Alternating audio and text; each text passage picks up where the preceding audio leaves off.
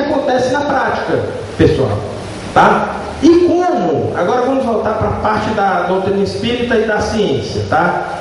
Como que isso é percebido na prática? Essa fase, vamos dizer assim, deficiência do neurotransmissor, da mensagem, pode ser um dos motivos dos distúrbios físicos e psicoemocionais, como a depressão, e que são observados pelos sensitivos, passistas, por exemplo, e localizados na foto bioeletrográfica, que são as fotos Kirlian ou foto bioeletrográficas. Sendo importante ressaltar que essa fase ela não é captada por nenhum equipamento convencional. A bioeletrografia capta isso. O passista, através do que se chama tato magnético, ele consegue sentir a energia em desarmonia. Tá? Quando se passa a mão na barriga de uma pessoa, por exemplo, que passou por algum processo, você sente essa energia, sente a desarmonia. Tá? Às vezes você consegue com quase que tocar, se a sensibilidade do passista for muito boa. Mas isso tem que haver muita vigilância. É uma coisa que pode ser, é um dom? Também. Pode ser desenvolvido? Pode. Tá certo? É interessante agora o que a bioeletrografia mostra. O que é que a bioeletrografia mostra, pessoal? Vou citar aqui 4 exemplos. Primeiro exemplo. Uma bioeletrografia ou foto Kirlian, ou que o pessoal chama erradamente de foto da aura, mostra. Essa é uma bioeletrografia dita normal, de uma pessoa normal, certo? Ou seja, é muito raro você encontrar uma bioeletrografia desse jeito, porque nós não somos pessoas normais, né? Nós passamos por processos de altos e baixos o dia todo. Então a nossa bioeletrografia, isso aqui é uma bioeletrografia real, né? De alguma pessoa muito, vamos dizer assim, foi retirada, isso aí, certo? Isso é usado para estudo. Mas existe, viu, pessoal? Quando a gente se empenha em tudo, eu tenho visto alguns casos de pessoas que eu atendo que começou bem bagunçado e terminou desse tipo. Eu estou brincando com vocês. Na grande maioria das vezes, essa é a nossa bioeletrografia. Sem conhecer o que é que tem aí dentro, só pelo aspecto dela, você já vê que tem uma diferença. Como é a bioeletrografia de um depressivo? Desse jeito. A energia some, pessoal. Aquela coisa da falha da mensagem de um neurônio para o outro, ela é capturada pela máquina. Ela é capturada pela máquina. A gente tem que saber interpretar, lógico, a função. E assim, para vários tipos de problemas de ordem psicológica, física e parapsicológica. Por exemplo, essa outra bioeletrografia é uma bioeletrografia de um depressivo em estado obsessivo.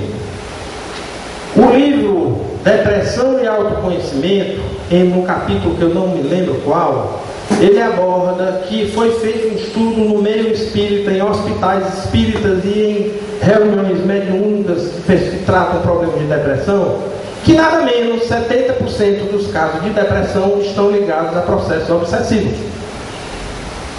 Eu diria que é mais, certo? O resto, os outros 30%, estão ligados a problemas de auto-obsessão. Auto-obsessão.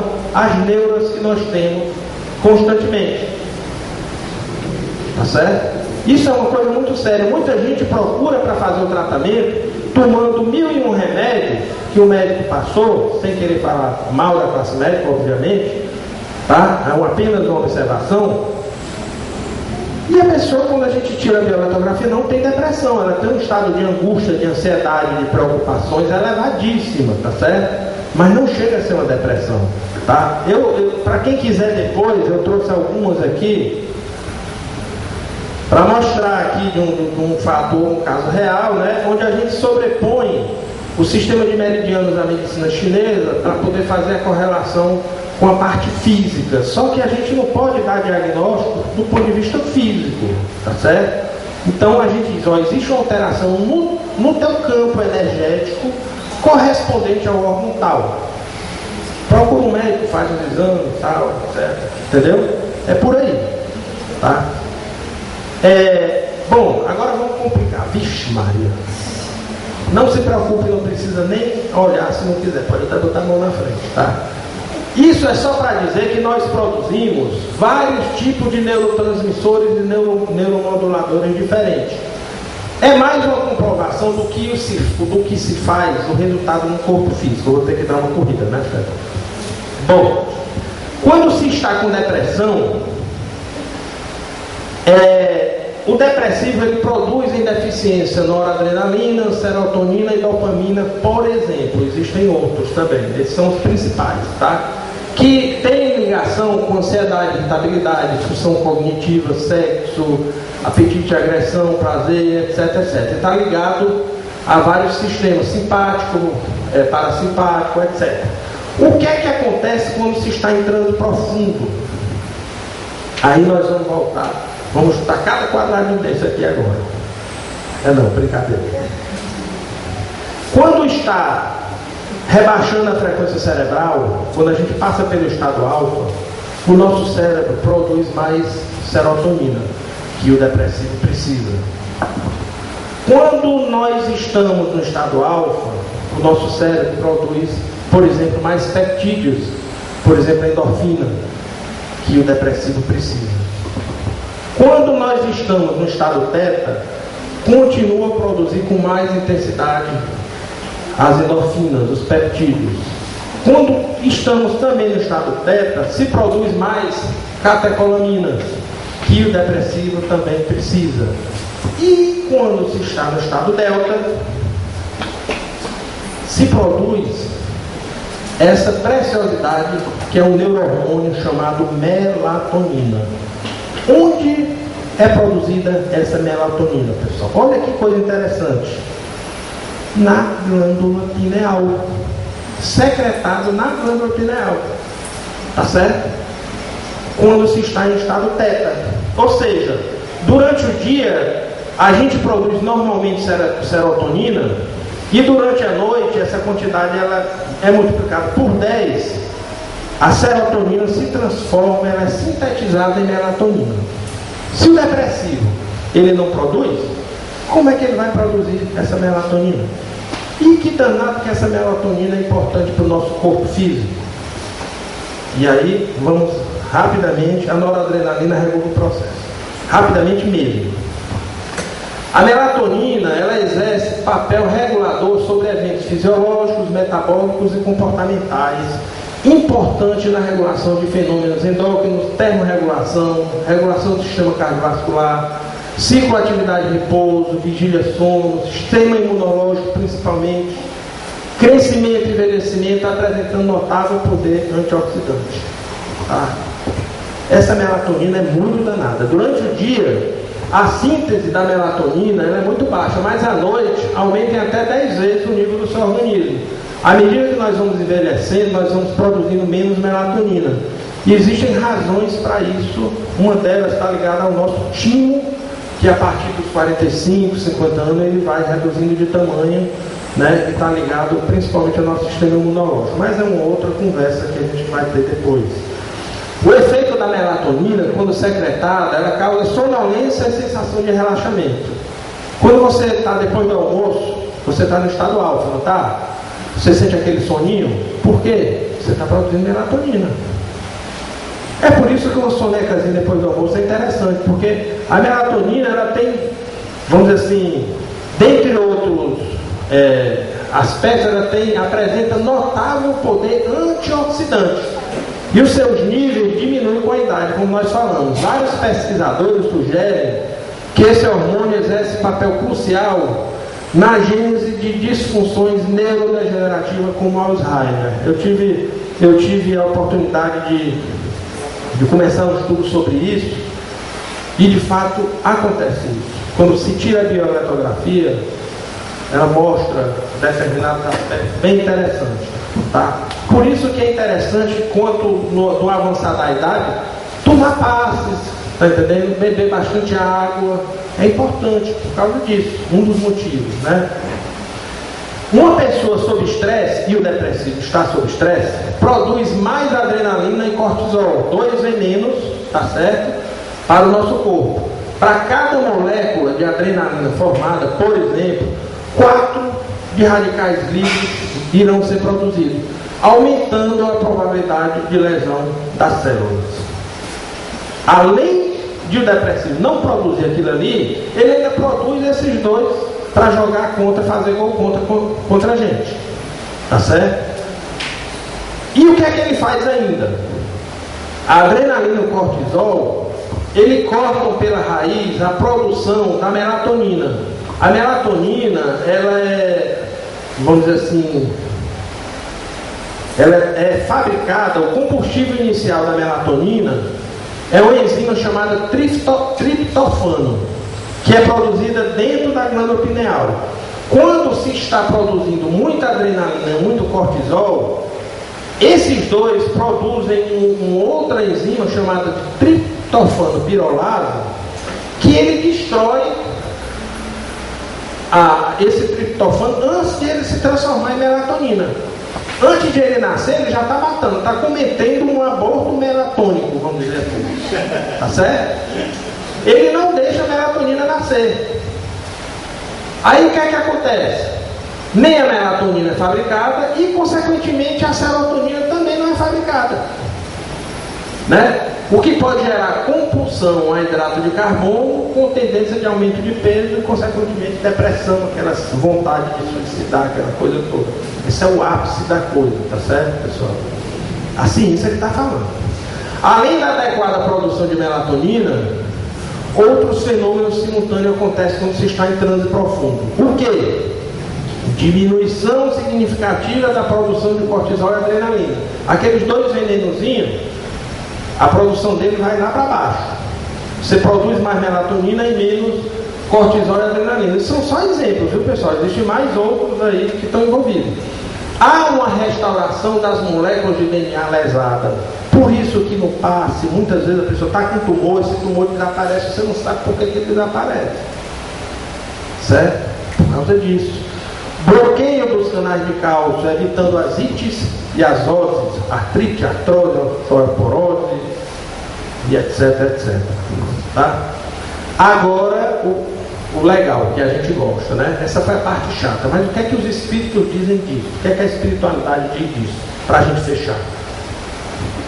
André Luiz, no livro Evolução em Dois Mundos, ele fala: hormônios e para-hormônios, fermentos e cofermentos, vitaminas e outros controladores químicos, tanto quanto preciosas reservas nutritivas, equacionam os problemas orgânicos, harmonizando-os em produção em níveis precisos, na cota de determinados percentuais, conforme as ordens instintivas da mente, que nós falamos no começo da palestra.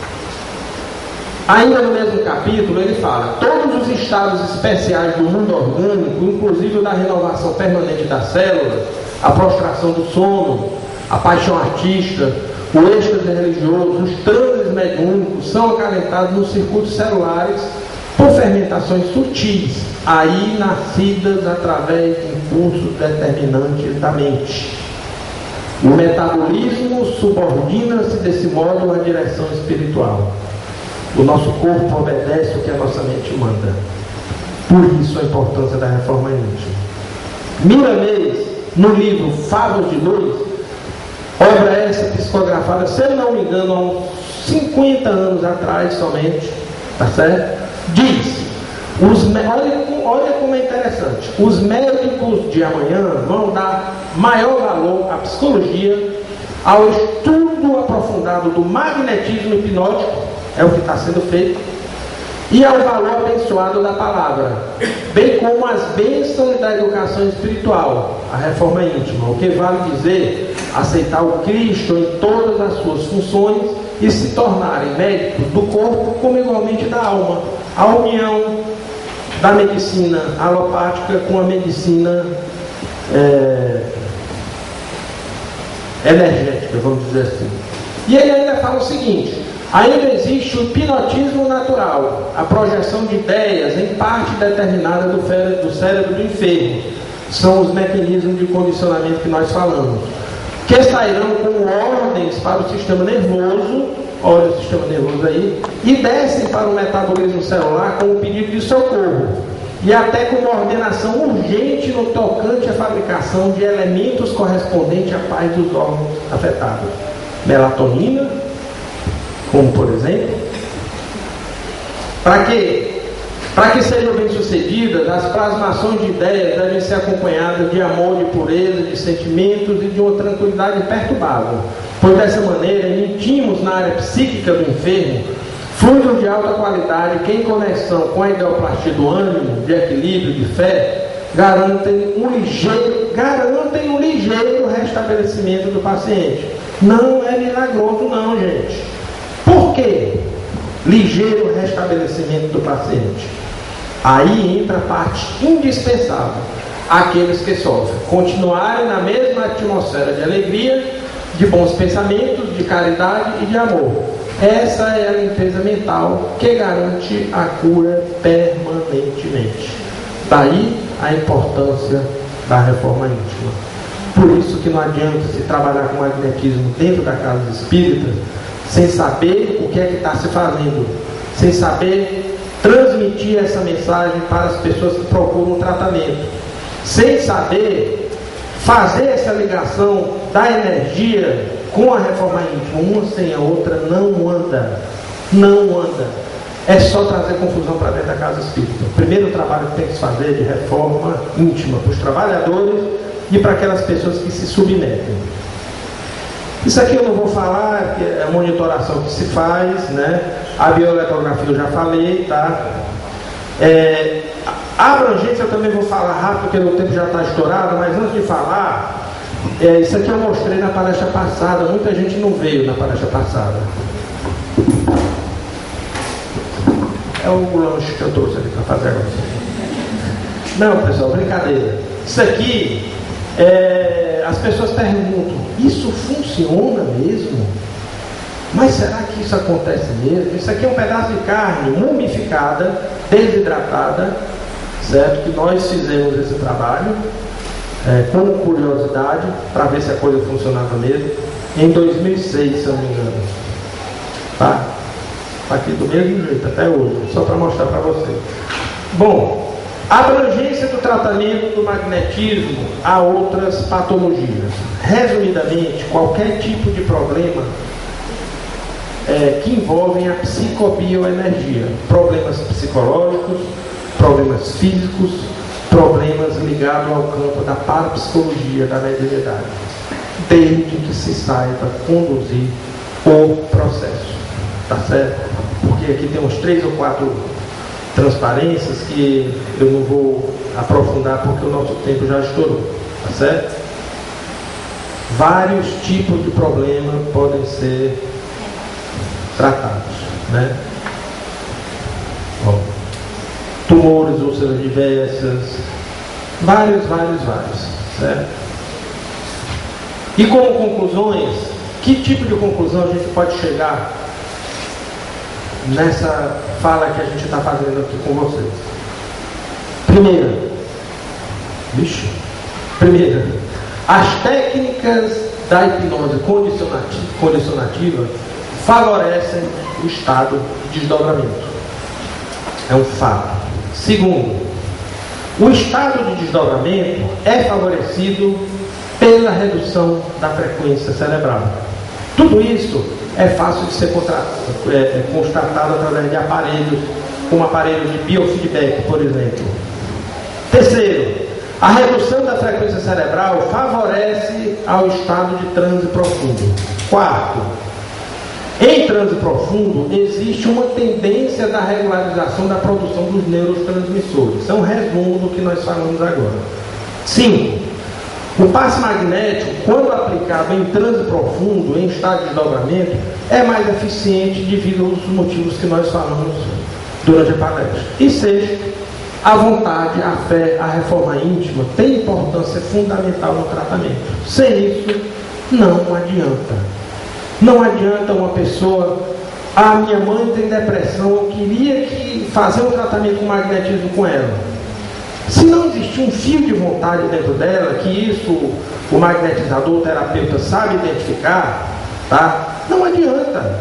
O próprio processo que ela está passando já é o remédio para a doença dela. É o que nós falamos na palestra passada. Uma mensagem, bom, isso é o finalizando. Acreditamos que a mente, seja consciente ou inconsciente, é um segredo da vida, pois os dois, em trabalho conjunto, proporcionam milagres ao mundo físico, pois na mente reside o sopro de Deus. E a mensagem final do nosso amigo espiritual sobre o assunto. A principal ferramenta para o novo homem da ciência é a compreensão além da compreensão.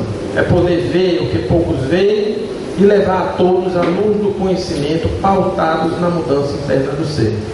É o conhecer a si mesmo. Eis o caminho para a verdadeira cura.